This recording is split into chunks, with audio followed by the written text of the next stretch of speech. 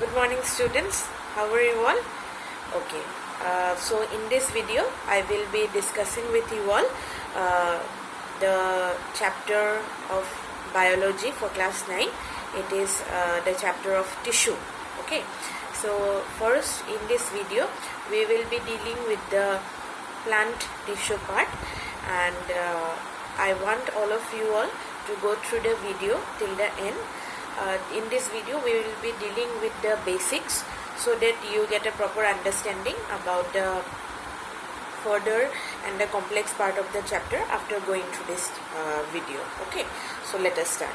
So before understanding what is the meaning of tissue, you first need to know what is a cell. Cell mane ki? Okay, as we know that to build a house we need certain raw materials or building blocks. এটা ঘৰ বনাবলৈ মানুহক ইটা লাগে, বালি লাগে, এইকেইটা হৈছে building blocks. এইকেইটা নহ'লে তোমাৰ ঘৰ নহয়।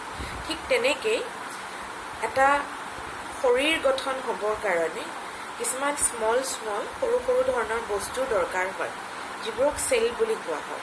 So cells are the smallest building blocks that are required to form the body of an organism. Okay, so that is what is known as cell. So when cells of similar type combine together, they form tissue. এতিয়া কথাটো এনেকুৱা হৈছে যে তোমাৰ কেনেকুৱা ধৰণৰ cell লগ লাগি পেলাই তোমাৰ ছালখন হয়, সেইখিনি হৈছে বেলেগ ধৰণৰ সেল।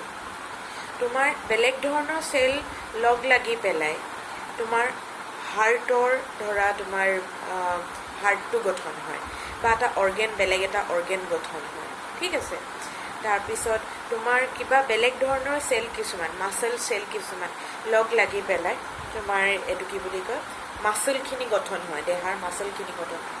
তেতিয়া কথাটো এনেকুৱা হৈছে যে যিখিনি তোমাৰ the type of cells that are amalgamated together, that are grouped together to form the skin, that is a different type of, that group of cells are different. In the same way, the group of cells that are combined together to form different organs in your body, those are different types of cells. Again, the group of cells that are combined together to form either the muscular system or the circulatory system of your body, those are also different types of cells. So when a similar type of cell group together, they form a tissue.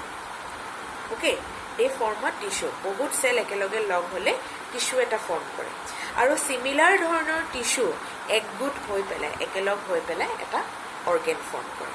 ঠিক আছে, এইখিনি হৈছে তোমালোকৰ basic কথা। These are applicable both for plants as well as animal, the concept cells, tissue as well as organs. Okay, so now we are going to study about how plant tissues are classified.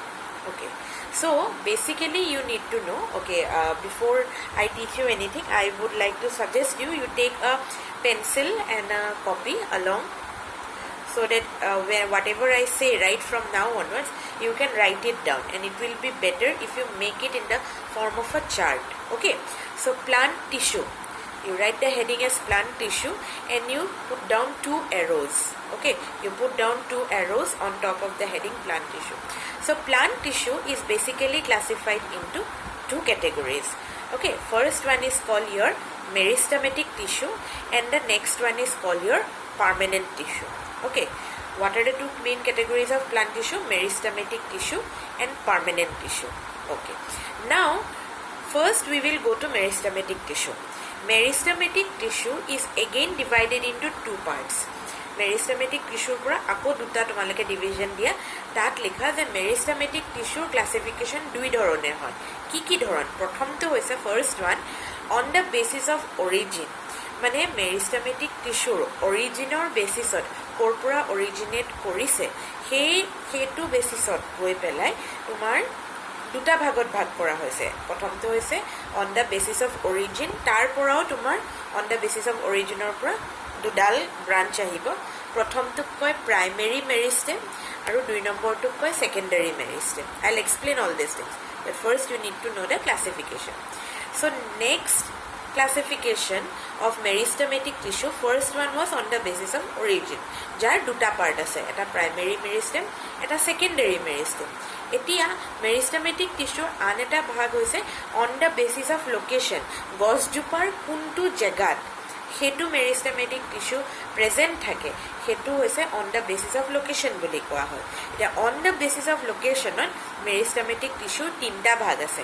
এটাক কয় এপিকেল মেৰিষ্টেম, এটাক কয় ইণ্টাৰকেলাৰী মেৰিষ্টেম আৰু এটাক কয় lateral মেৰিষ্টেম। Okay, এতিয়া মই কৈছোঁ যে মেৰিষ্টেমেটিক টিস্যুৰ কেইটা ভাগ আছে? Two parts. Number 1 is on the basis of origin and number 2 is on the basis of location. On the basis of origin আৰু দুটা ভাগ আছে, সেইটোক কয় প্ৰাইমেৰী মেৰিষ্টেম আৰু নেক্সটটোক কয় তোমাৰ সেকেন্ডাৰী মেৰিষ্টেম। আৰু অন দ্য বেচিছ অফ লোকেশ্যনত তাৰো তিনিটা ভাগ আছে, সেইটো হৈছে এপিকেল মেৰিষ্টেম, তাৰপিছৰটো হৈছে ইণ্টাৰকেলাৰী মেৰিষ্টেম আৰু এটা হৈছে lateral meristem. So' these are the classification of meristematic tissue. Okay, next comes permanent tissue. Permanent tissue is divided into three main types. Number 1 is simple tissue, number 2 is complex tissue, and number 3 is special tissue. Okay, প্ৰথমটো হৈছে simple tissue, তাৰপিছতটো হৈছে complex tissue, 3 নম্বৰটো হৈছে special tissue. এতিয়া তোমালোকৰ কিতাপত simple টিস্যুখিনি আৰু complex টিস্যুখিনি দিয়া আছে, স্পেচিয়েল টিস্যুখিনি ইমান বেছিকৈ নাই, বাট তথাপি সেইটো তোমালোকে জানি থোৱাটো ভাল। It is better to understand. Okay, so' simple টিস্যুৰ মেইনলি তিনিটা ভাগ আছে। কি কি? নাম্বাৰ 1টো হৈছে পেৰেনকাইমা, নেক্সটটো হৈছে কলেনকাইমা আৰু 3 নম্বৰটো হৈছে sclerenchyma. Number 1 parenchyma, number 2 collenchyma and number 3 is sclerenchyma. তাৰপিছত কমপ্লেক্স টিস্যুৰ আকৌ দুটা ভাগ আছে। নেক্সট প্ৰথমটো হৈছে জাইলেম, ইটোক কয় তোমাক ফ্লয়েম। প্ৰথমটো কি কয়? জাইলেম আৰু ফ্লয়েম। তোমালোকে সৰুৰে পৰা পঢ়ি আহিছা, ইয়াত যেনিবা আৰু অকণমান বেছিকৈ পঢ়িবা, ঠিক আছে। আৰু স্পেচিয়েল টিস্যুটো আৰু দুটা ভাগ আছে, এটা হয় লেটিচিফেৰাছ টিস্যুজ আৰু এটা কয় গ্লেণ্ডুলাৰ টিস্যুজ। মানে তোমাৰ এই লেটেক্স চেলছবোৰ যে আছে সেইবোৰ ইয়াত আহে হা, স্পেচিয়েল টিস্যু, লেটিচিফেৰাছ টিস্যুজ আৰু গ্লেণ্ডুলাৰ টিস্যু। আচ্ছা, মেৰিষ্টেমেটিক টিস্যুৰ মেইনলি তিনিটা ভাগ আছে।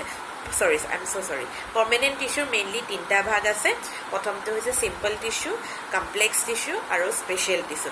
চিম্পল টিস্যুৰ আকৌ তিনিটা ভাগ আছে, পেৰেনকাইমা, কলেনকাইমা আৰু স্লেৰেনকাইমা।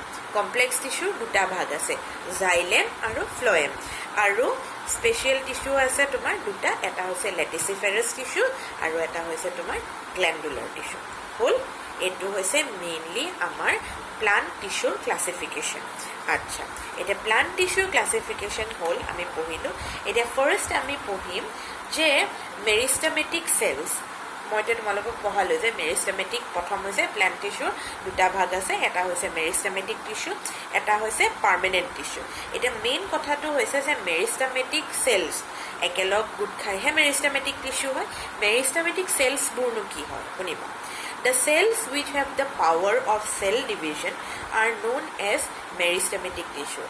যিবোৰ চেলৰ চেল ডিভিজনৰ ক্ষমতা আছে, 2টাৰ পৰা 4টা হয়, 4টাৰ পৰা 8টা হয়, 8টাৰ পৰা 16টা হয়, বা মাল্টিপ্লাই কৰি যাব পাৰে, ঠিক আছে।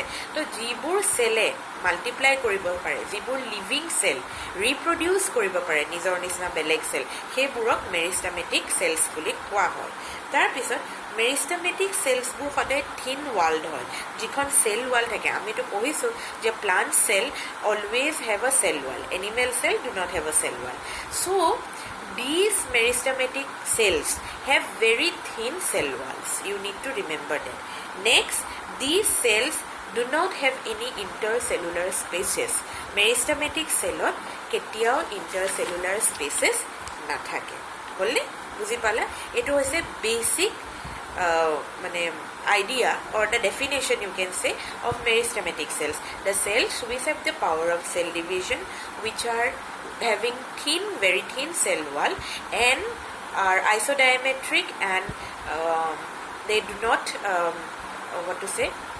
have intercellular spaces are known as meristematic cells. Okay, great. Now after that you need to know what are permanent cells. From permanent cells comes permanent tissue. Now what are permanent cells? The cells which are actually dead.